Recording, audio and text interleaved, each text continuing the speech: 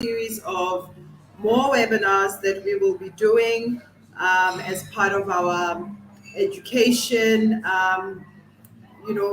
give back to our community and also all our stakeholders. So my name is Nompumelelo Makakula. I will be your host for this afternoon's exciting webinar. I am not by myself. I have the exciting duo, Tammy and Maria, that will be taking us through the curable and non-curable STIs. Like I said, this is one of many CPD approved and accredited webinars that we will be giving. The continuous professional development points, those are for our clinicians that qualify to get these. So these are your clinical associates, your nurses, and your doctors that will join us on these platforms. If you register and we get all of your information, you will then be accredited with the appropriate points for this webinar. Everybody else is still welcome to join. You will not be getting the CPD points, but you'll be getting a wealth of information that will help you through your health journey and becoming a better person. So welcome everyone. I will now hand over to Dr. Tammy and Maria to introduce themselves. Thank you.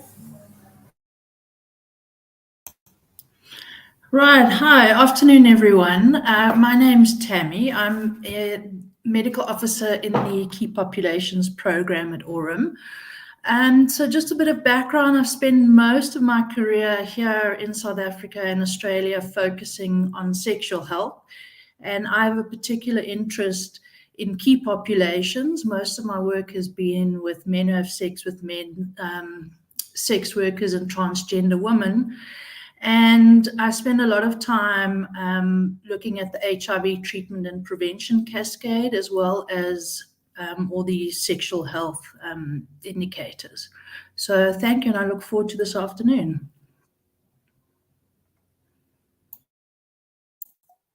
Hi everyone, my name is Maria Sibanyoni and I'm the technical advisor here at Aurum, working with key populations, and I've been working in the public sector for more than 30 years now, and my expertise really lies in HIV management, and I've worked for many years with key populations, particularly sex workers, MSM, and transgender people. Thank you.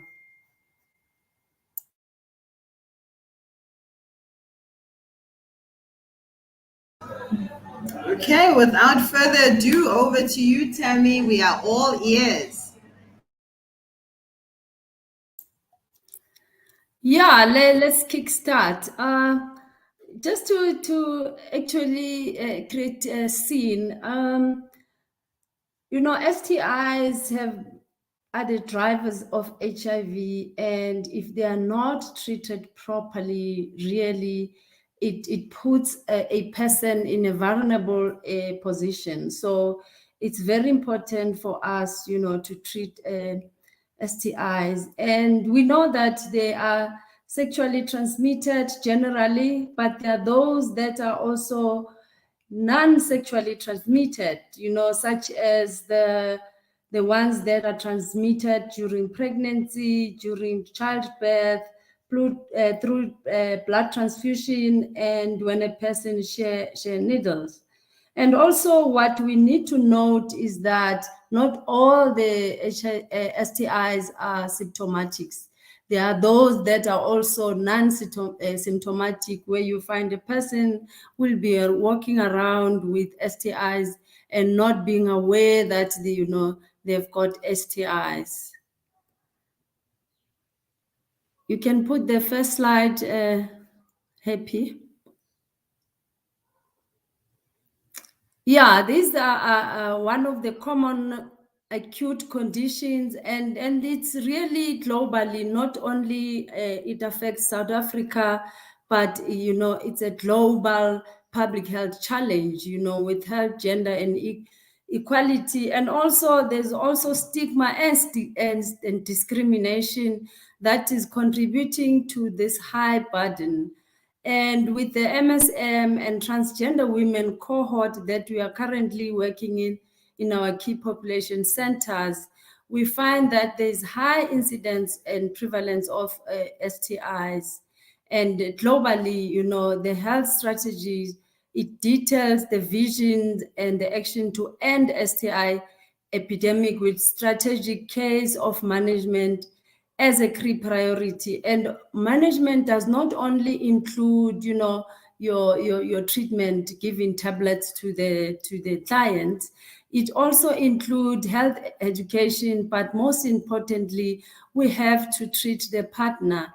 When I was still a clinician, we used to have like a person who would give them more than 2 or 3, partner notifications to give to the partner. And they used to bring them, on different days to ensure that everyone gets treated and life goes on. Next slide, Happy. So if we look at the slides, what is it projecting here is that, over the 6 consecutive years, according to CDC, the STIs numbers have been, or cases have been increasing. And this really, what it says to us, it really says to us, it's important for us to screen people, to treat people. I know in South Africa, we treat syndromically, which is good, but also ensure that our especially our key populations have got access to health services, because with key population, we know there's discrimination, there is stigma, so they shy away from accessing healthcare services. Some of the people, they rather go and consult traditional healers, go and buy over-the-counter medication, because they can't access health services because of the stigma and the treatment that they get from healthcare providers. Next slide.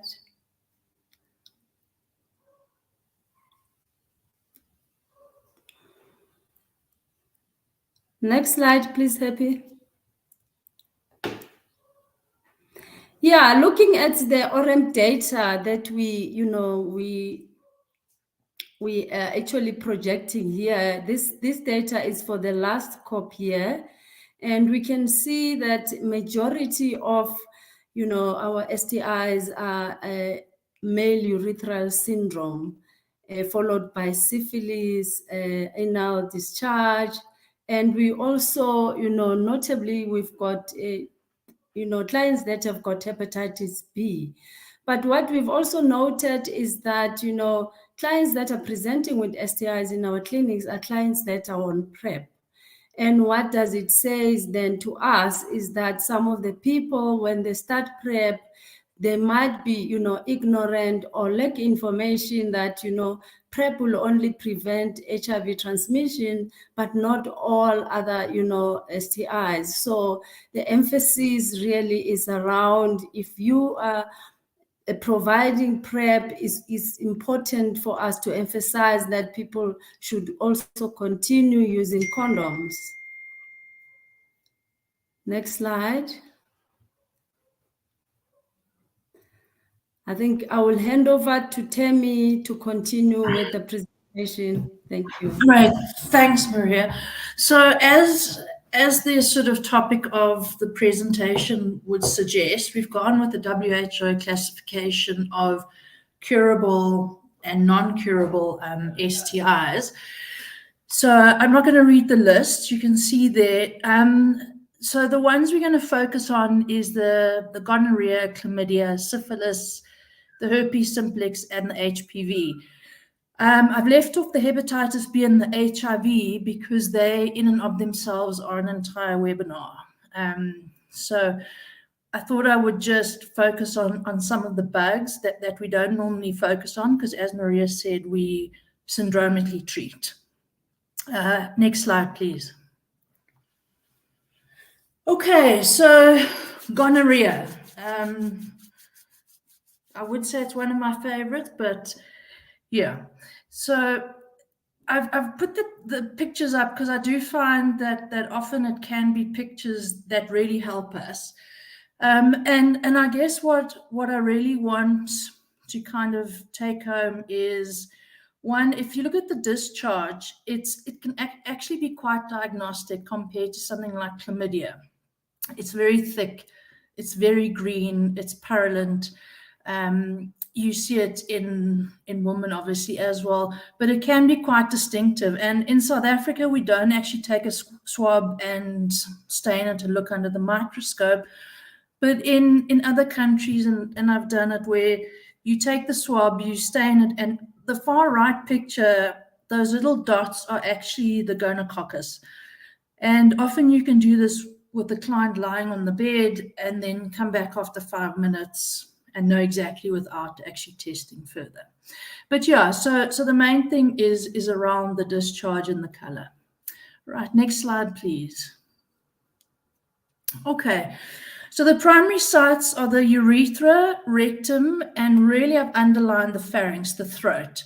It's not something we're all familiar with, and it's certainly not something that I think most of us think about in terms of someone having a sore throat. But the STIs, chlamydia and gonorrhea, do like living in the throat.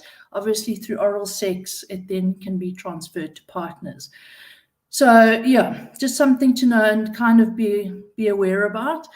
The incubation period is 3 to 5 days, so meaning from the contact, say, with someone who has gonorrhea to when you will present will be 3 to 5 days. So if someone comes in on a Monday morning and says they had a sexual encounter and they're worried on the Sunday, it's unlikely to be presenting yet from that encounter. So as I said, the discharge is thick, green, and purulent. They also present with a dysuria because obviously the urethra is inflamed and full of infection. Anally, we get a discharge called anal leakage, can be of stool. And then, like I said, the sore throat. So the investigations, now I am talking about investigations where we would be testing for that particular STI. So we do a first void urine, and the first void is obviously because if we void first, you're going to clear the infection. So we want as much of the substance or the infective discharge to be in that urine. And then what we can also do is we take a swab. It looks like a really big earbud. Clients can do it themselves, or you can help them with it, especially with the throat. And they take a swab from the penis, the anus, and the throat for nucleic acid amplification testing. So it's just NAT testing. Basically, you amplify the DNA there to see what you have. So the management, I'm sure you all see that ceftriaxone is something we use as part of our syndromic management, and our, which bug we've included in that. So why do we use KEF? It's probably to cover the gonorrhea, as well as azithromycin. Okay, next slide, please. Okay, chlamydia. So chlamydia, the top right picture doesn't suggest that the discharge is different, but the middle two pictures, the bottom picture, you can see it's more of a clear discharge, and then the discharge on the finger is more whitish and clear. Bottom left is chlamydia in the throat. So yeah, something like I said to maybe keep in the back of your mind that potentially it's a cause. Next slide, please. Right, incubation period, 2 to 3 weeks, much longer than gonorrhea. We have that discharge, painful urine, as I said, clearer. But it's also one of those sneaky STIs that can be asymptomatic, especially in women. So we land up with fertility issues. They get pelvic inflammatory disease and can really lead to quite a lot of complications within the female anatomy. So it is one of those STIs that unfortunately has quite a big impact on women. Investigations, same as gonorrhea, we would do a urine and then the swabs. And the management, azithromycin, 1 gram, as a single dose, or doxy.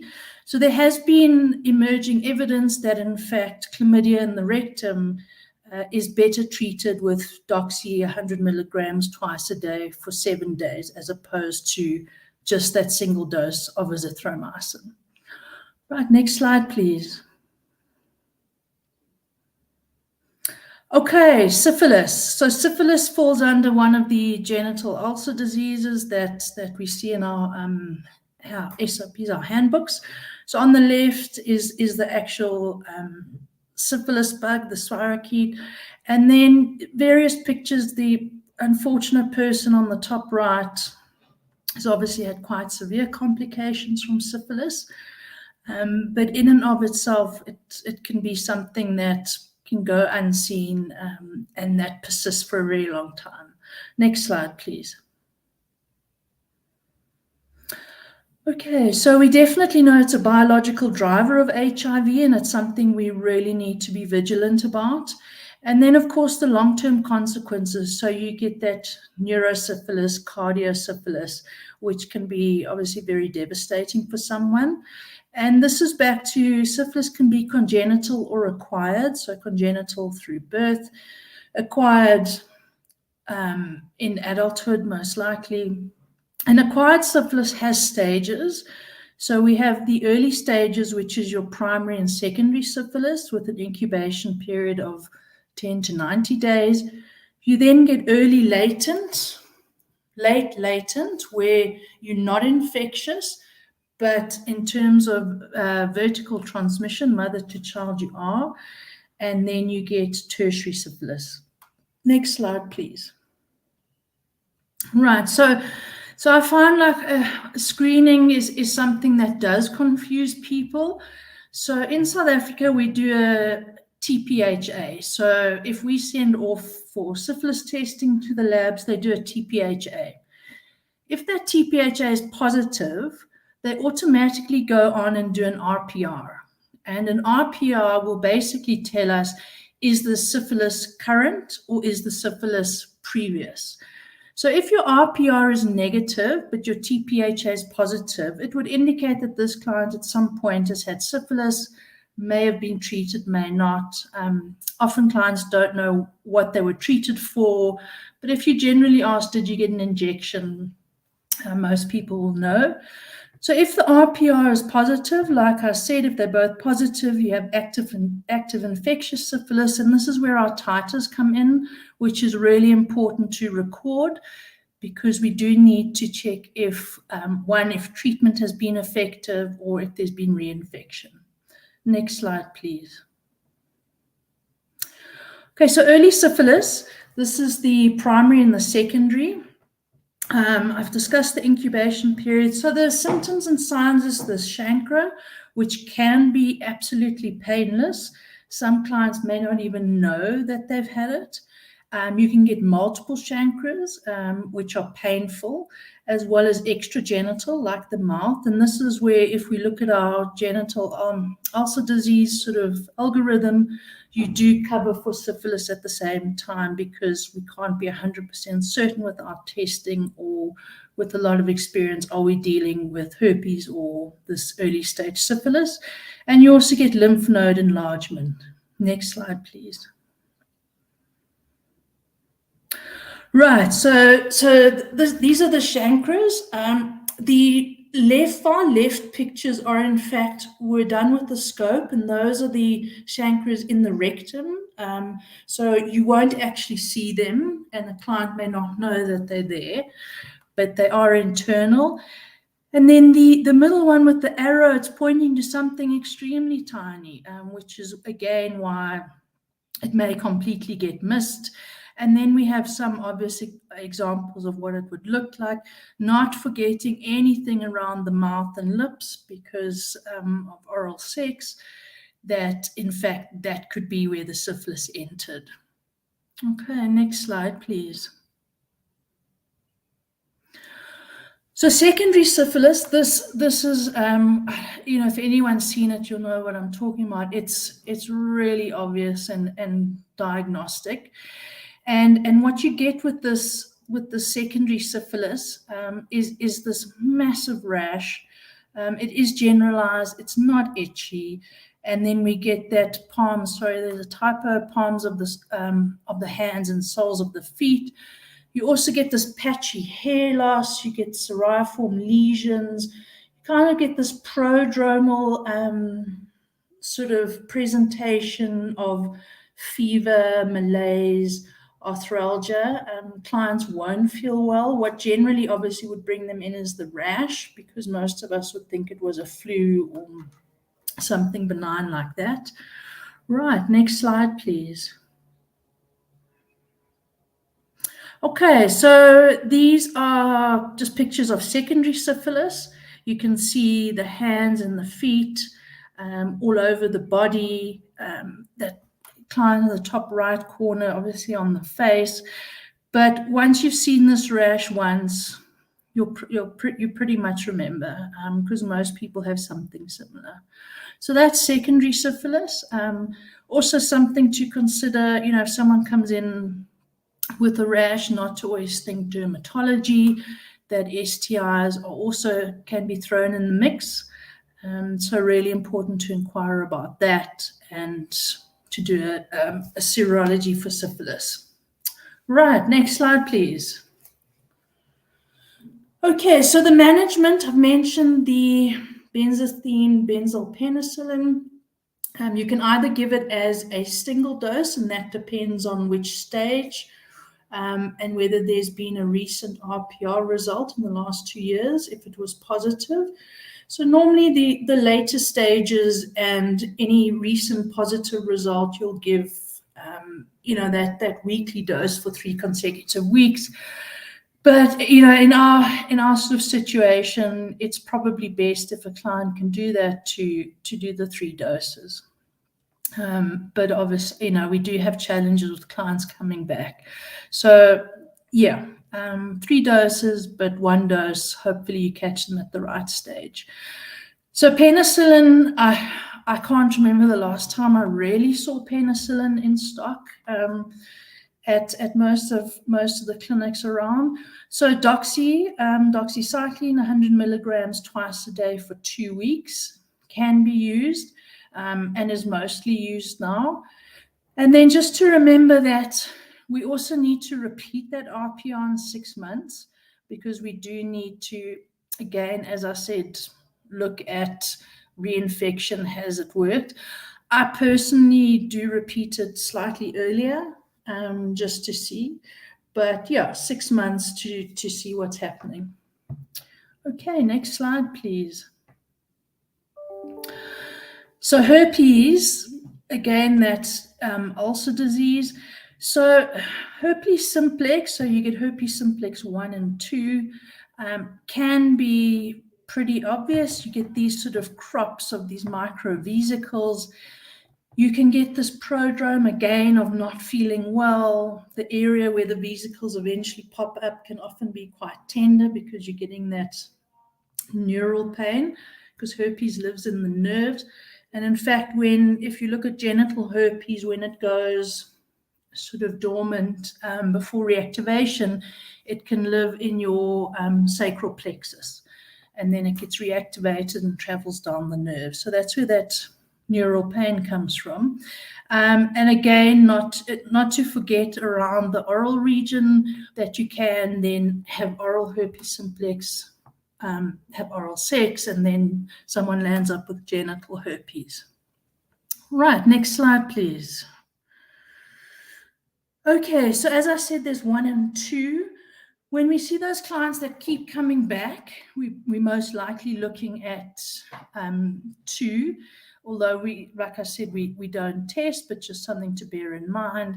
And incubation period, very variable. I've gone through the vesicles. It's the same pain if it's around the penis or the vagina, dysuria, you get a discharge. Interestingly enough, the first sort of time you present, you'll get this bilateral inguinal lymphadenopathy. And then at follow-up incidences, we often find that it's unilateral, and it can change from left to right. It's just whatever the virus has kind of favored in that reoccurrence. So part of the treatment, and this is something that we can certainly do aside from medication, is around the saline baths, betadine swabs. very, very important early on is to help with analgesia. It can obviously relieves a lot of the pain and can sort of diminish or halt some of the nerve damage that we can associate with herpes. So really, really important to throw in analgesia soon, high doses, with an anti-inflammatory and probably something like a paracetamol. So the management is your antivirals, acyclovir. It's quite high doses, so it's 400 milligrams 3 times a day for 10 days. The PENG would be for in case it was syphilis, and we're not sure. And then I have seen some clients, because of what's happening in the genital region around the herpes, that they get urinary retention. So they're unable to void, and then you can do catheterization. So it's not a permanent catheter, it's intermittent catheterization, and hopefully the treatment works pretty soon. Right, next slide, please. Okay, HPV. So HPV is something that it is pretty devastating. It's something I sort of gets me going a bit. So HPV, you can see a lot of examples of genital warts. I'm sure we're all quite familiar with them, and they can range from sort of pretty minor to, if you look at the far right top, I mean, those are those big cauliflower warts on the penis. So depending on clients or patients, how they present. Right, next slide, please. Okay, so the reason I kind of get a little bit up about HPV is the HPV link in cancer, and I'll come on to that in a second. So interestingly, 75 to 80% of sexually active adults have been exposed. It's very common. We don't know we have it, but only a quarter of us will ever really develop lesions or warts, and that can be due to genetics. Most people can clear it themselves and don't present anything. There are many different types of strains of HPV. HPV 6 and 11 are the genital warts HPV, which is different to the cancer-causing HPV strain. And infection is via microabrasions from genital contact. So you don't even have to have penetrative intercourse. Just merely that skin-on-skin contact, even just a bit of rubbing, can certainly spread it. So, if you think of condom usage, there's also, the HPV can be all around that area, and you can still pass it on. I'm not saying don't use a condom, definitely use it, but that can be why someone gets HPV, even though they're thinking they're having safe sex. So the warts can be anywhere. For us, and we don't, sexual history and sexual health is quite a sensitive topic. I think clinicians, we don't always know how to ask, and patients are obviously very shy. It's something very personal. And, warts inside, and, the person may not know that they're there, but they'll present with something like bleeding, or maybe just around the edge of the anus, there's some small warts, and they can generally feel that. Okay, Happy, I'm sorry, the pop-in thing is blocking the bottom part of the slide. So, thank you. So the management, which we don't do here, we can basically freeze them off with liquid nitrogen. We used to have pedophyllin. I don't think it's on our email anymore in terms of primary healthcare, and imiquimod we don't. I mean, we'll see that in private, but certainly not in the public health sector. Right, and just a note that most of our patients or clients, in fact, won't receive any form of treatment for HPV unless the warts are very extensive and are causing severe problems for the clients. Okay, next slide, please. Okay, so my big gripe is HPV and cancer. So HPV causes the majority. Anal cancer is something in our men who have sex with men we don't spend a lot of time, and a lot of people don't generally know. The cervical cancer, we all know. That's why we do pap smears and why it's so important to do pap smears. Oropharyngeal cancer, vaginal cancer, and vulvar cancer. HPV 16 has been identified as the major oncogenic strain, so the one causing the cancer, contributing to around 56 to 73% of your anal and cervical cancers. So the anal intraepithelial neoplasia, which we wouldn't know and wouldn't test for, because we don't do sort of pap smears in the anus, but that has been associated with HPV strains 16, 18, and 31. And so obviously, I mean, we don't know what strain we're dealing with, so we don't know if it's just going to be something that will cause warts or if something more sinister could be happening, like cancer. So really, really important to be aware of HPV and cancer. Okay, next slide, please. So the vaccines, we have two. We have a quadrivalent. So the Gardasil will prevent infection for type 6 and 11, which was your warts, and 16 and 18 associated with your cancers. We have a bivalent Cervarix, which is just your 16 and 18, and that's your cancer.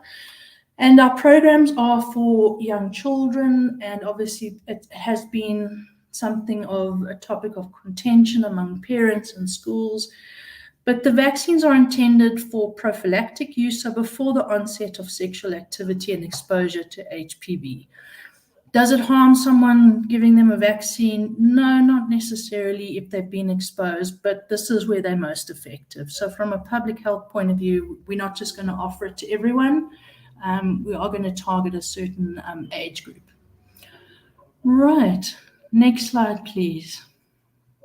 So partner tracing. So Maria spoke about that, and this is, I think, can be one of the most challenging aspects of our job, and when we're looking at STIs, but is one of the most vital aspects. I've heard a lot of people say, well, if someone's exchanging or they're in transactional sex, how are they going to know? They have all these partners. What happens generally is it's not the clients of sex workers. It can be their regular partners who they perhaps don't use condoms with and who are contributing or causing the infection. So partner tracing is a must. And we also need to equip our patients with how to bring up perhaps a delicate topic. Someone may be very defensive. And it can be a huge explanation for why we see people not responding to treatment. I've done, especially I've done a few syphilis titers, and you'll see that they don't drop. You're treating, and in fact, the person has been too afraid to tell their partner in case their partner leaves them. So it's something we do need to work on, and something we absolutely need to ensure that when the client leaves our rooms, that we have at least discussed partner tracing. Right, that's it from me. So thank you very much, and I hope that was informative.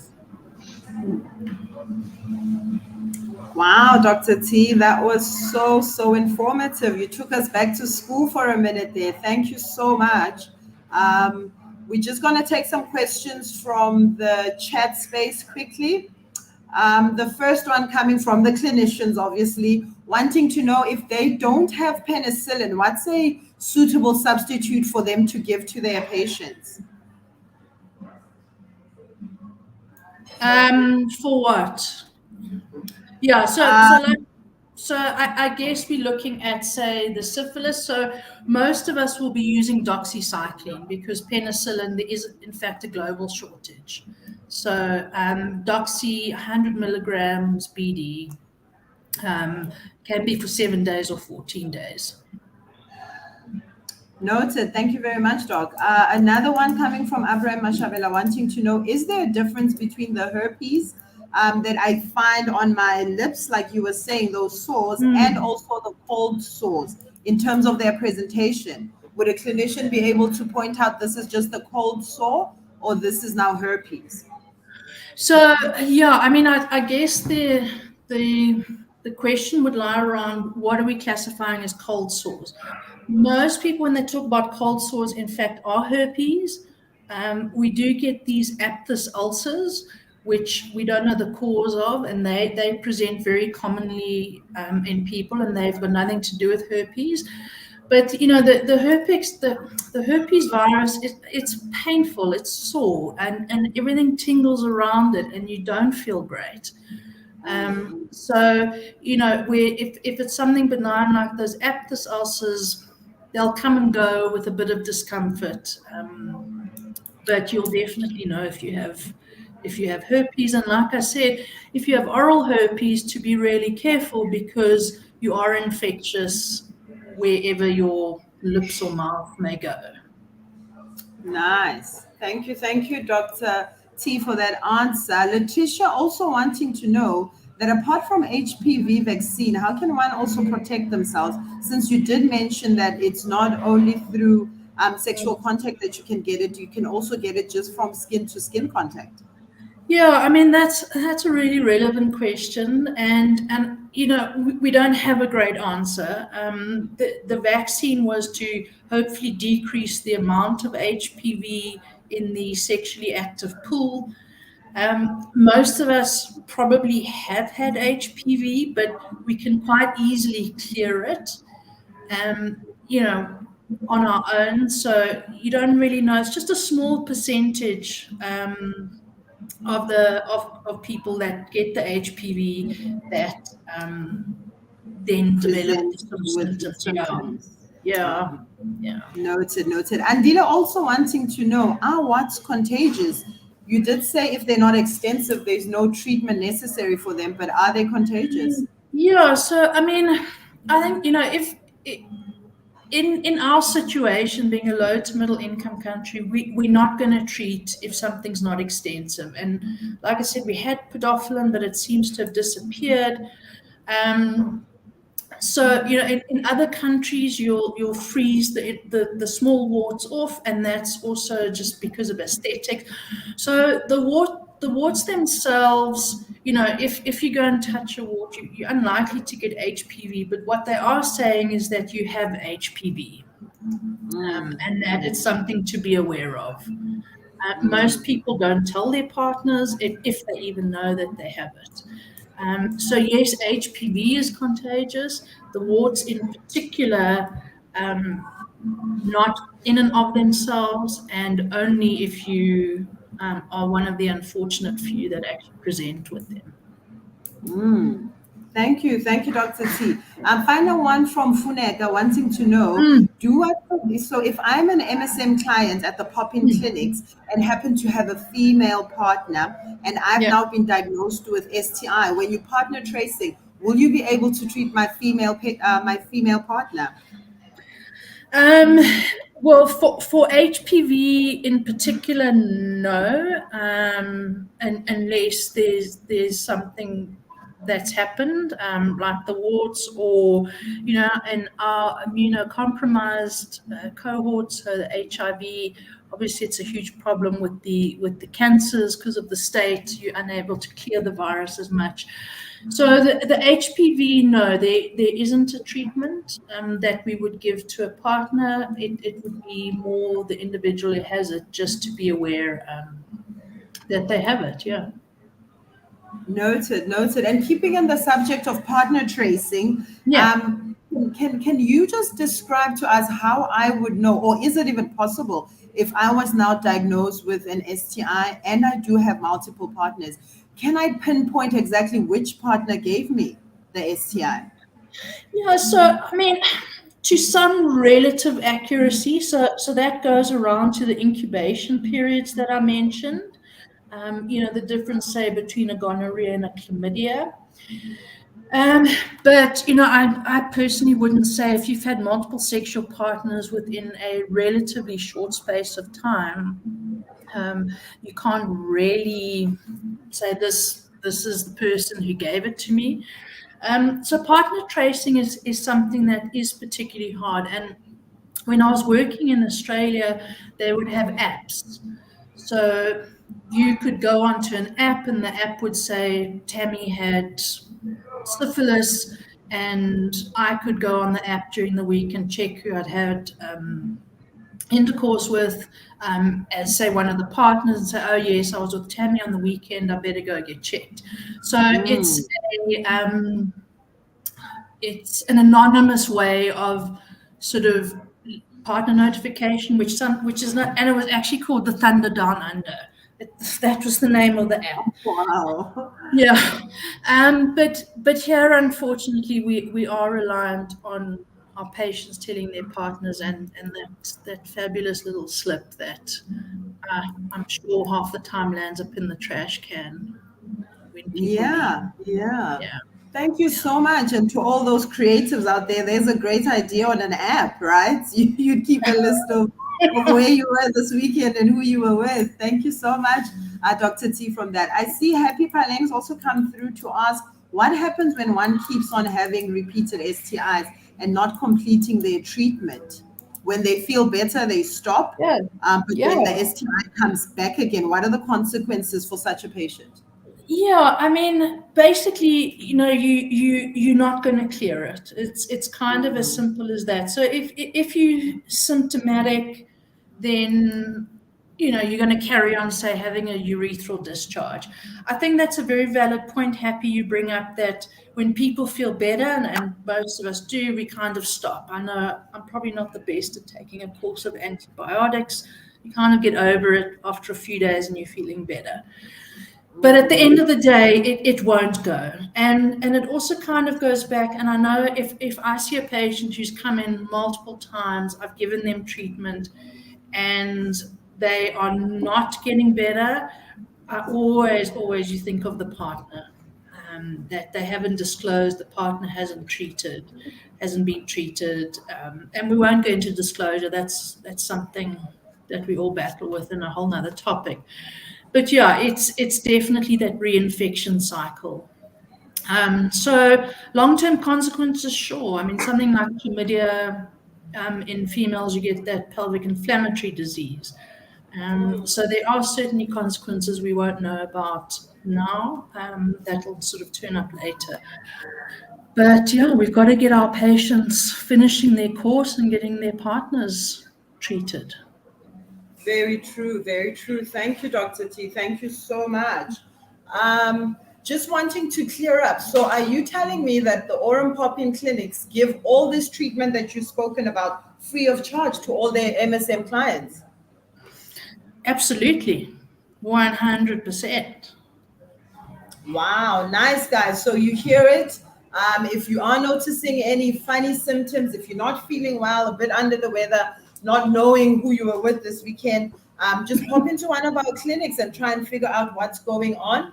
All our services are 100% free, like you've heard it from the doctor.